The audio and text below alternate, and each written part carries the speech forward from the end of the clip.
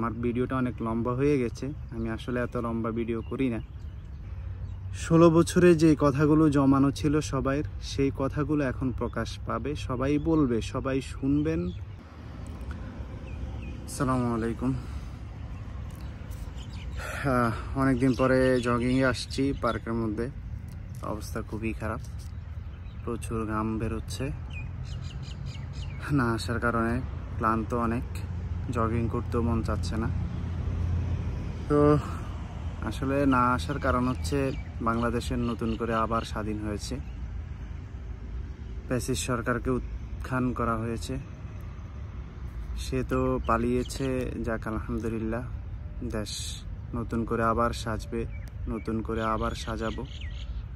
তো ছাত্রদের আসলে এই যে ছাত্রদের আন্দোলনে সবাই সাড়া দিয়েছে, কেউ এরকম নাই যে তারা সাড়া দেয়নি।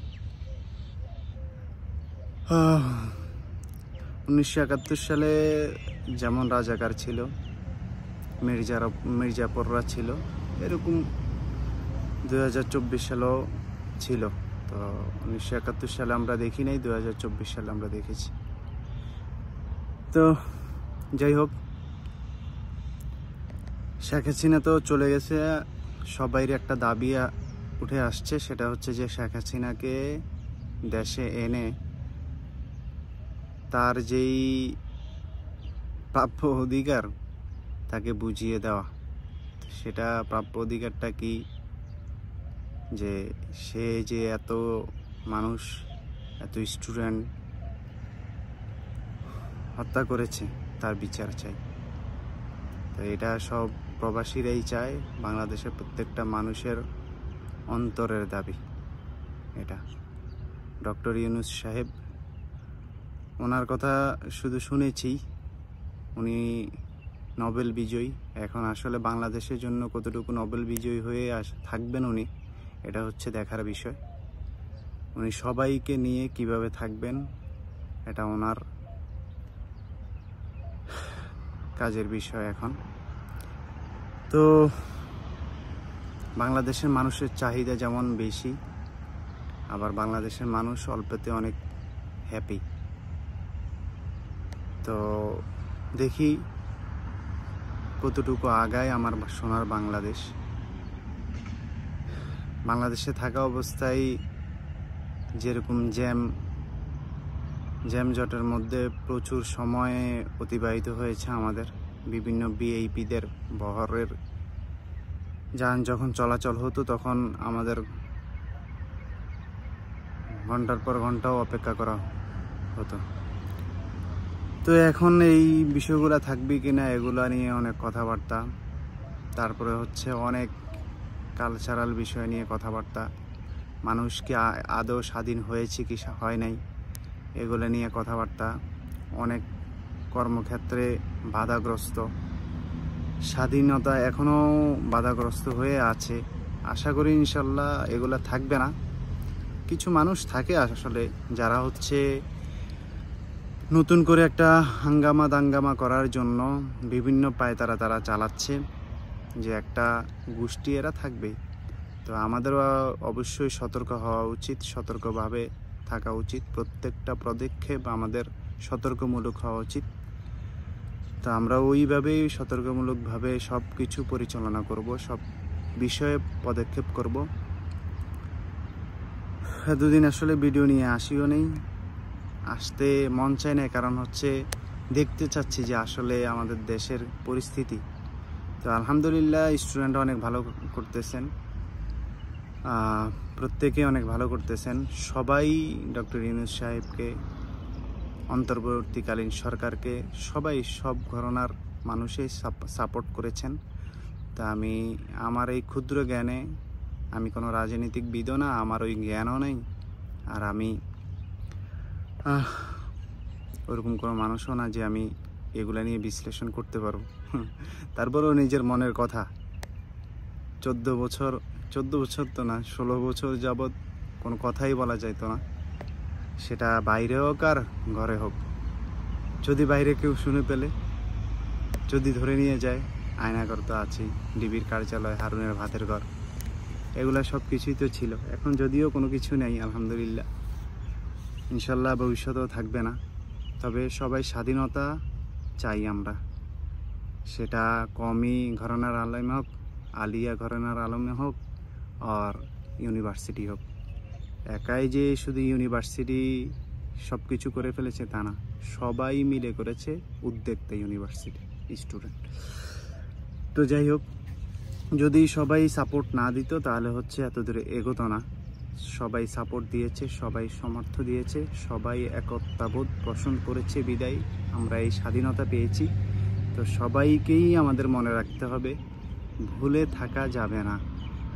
যদি ভুলে যাই আমরা, তাহলে হচ্ছে আমরা আগেরই সেই বাংলাদেশ, যেটা দেশভাগ হয়েছে পাকিস্তান থেকে, সেই দেশভাগের মধ্যেই আছি, কিন্তু যে ভাগ স্বাধীনতা, সেই স্বাধীনতা আমরা ফিরে পাইনি। আমরা চাই যে আমরা প্রত্যেকটা ক্ষেত্রে, প্রত্যেকটা বিষয়ে সুন্দরভাবে সবাইয়ের সাথে কাঁধে কাঁধ মিলিয়ে চলি, সবাই সবাইকে সম্মান করে কথা বলি।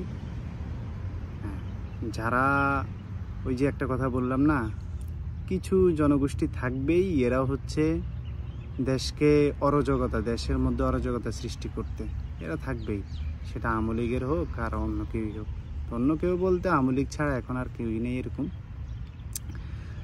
আর হচ্ছে ইন্ডিয়ার রয়ের পায়ে তারা তো চলতেছেই। তো মাদ্রাসার যেই ক্যালিগ্রাফিগুলো মাদ্রাসার ছাত্ররা করতেছিল, এখানে একটা বাধাগ্রস্ত এসেছে, যে এটা কখনোই কাম্যযোগ্য নয়, এটা আমরা কখনোই আশা করিনি।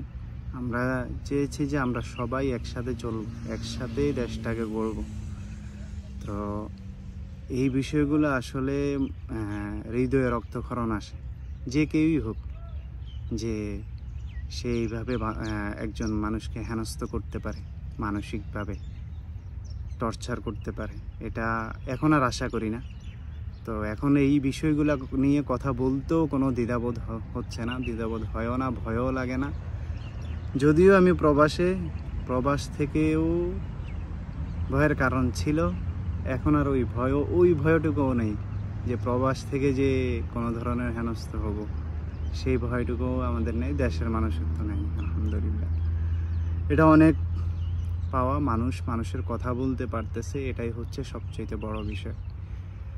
16 বছরে যে কথাগুলো জমানো ছিল সবাইয়ের, সেই কথাগুলো এখন প্রকাশ পাবে, সবাই বলবে, সবাই শুনবেন, তার বলার রাইট আছে, কিন্তু সেটা কখনোই একজনকে হেনস্থ করা এটা ঠিক না। সবাই জায়গা থেকে চিন্তা ভাবনা করে কথা বলবেন। আশা করি ইনশাল্লাহ আমরা আমাদের দেশটাকে অনেক দূর নিয়ে যেতে পারবো। আমার ভিডিওটা অনেক লম্বা হয়ে গেছে, আমি আসলে এত লম্বা ভিডিও করি না, যদিও আমি প্রফেশনাল না। তো আসলে এখন কথা বলতে মন চাই বিদায় ভিডিওর মাধ্যমেই কিছু কথা বলি, যে সোশ্যাল মিডিয়াতে দিব আমার মনের কথাগুলো, যেগুলো আমি দেশে থাকতে বলতে পারি নাই, এখন সেই কথাগুলো বলতে মন চায়, যার কারণে বলি। ইনশাল্লাহ রেমিটেন্স তো আমরা শুরু করে দিয়েছি, সরকারও ঘোষণা দিয়েছে এখন থেকে 5% দিবে, এটা অনেক প্রাপ্য। আর প্রবাসের মধ্যে আমাদের অনেক প্রবাসী ভাইয়েরা, তারা হচ্ছে এই আন্দোলনে অংশগ্রহণ দেশের বাইরে থেকে, প্রবাসে থেকে করেছে। তো এই আন্দোলনে অংশগ্রহণ করার কারণে যে দেশে অংশগ্রহণ করেছে ওই দেশের আইন ভঙ্গ হয়েছে, যার কারণে তাদেরকে জেলে নিয়ে গিয়েছে এবং শাস্তি দিয়েছে। তো আমার দেশের প্রশাসন ভাইদেরকে বলবো যে আপনারা অতি দ্রুত এই বিষয়ে কথা বলে তাদেরকে যত দ্রুত ছাড়ানো যায় সেই ব্যবস্থা করবেন, সেই পদক্ষেপ নেবেন। ইনশাল্লাহ আপনাদের কাছ থেকে এখন এইগুলা আশা করি খুব দ্রুত, প্রত্যেকটা বিষয় এখন খুব দ্রুত আমরা আশা করি, যে এই আশাটা আসলেই আমাদের যৌক্তিক। কারণ হচ্ছে আমাদের সবাইয়ের এখন সরকার, আপনারা সবাই মিলেই আপনারা সরকার। আপনাদের কাছে এখন কোনো লেন্থি কোনো কিছু চাই না, সব কিছুই দ্রুত চাই।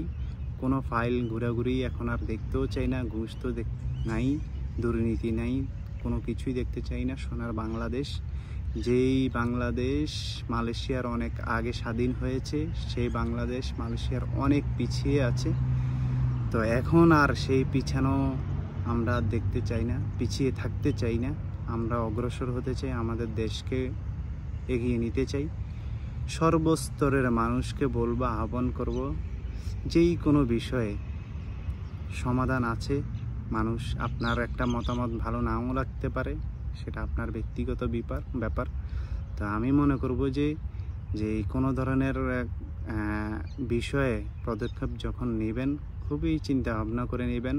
কোনো ধরনের রেষারেষি, কোনো ধরনের মনক্ষুণ্ণ দায়ক কোনো কথা বলবেন, এটা যেন না হয়। আপনার জায়গা থেকে বলবেন, সেটা শালীনতা বজায় রেখে। এখন প্রশাসন আছে, প্রশাসনের কাছে যেই কোনো বিষয়ে এখন অভিযোগ দেওয়া যায়। তো কেউই, ছাত্র ভাইদেরকেও বলবো, আপনারা এই বিষয়গুলা, আমি এই ভিডিওটা বেশি লম্বা হয়ে গেছে, এই ভিডিওটা আর লম্বা করতে চাই না। ওকে, ধন্যবাদ।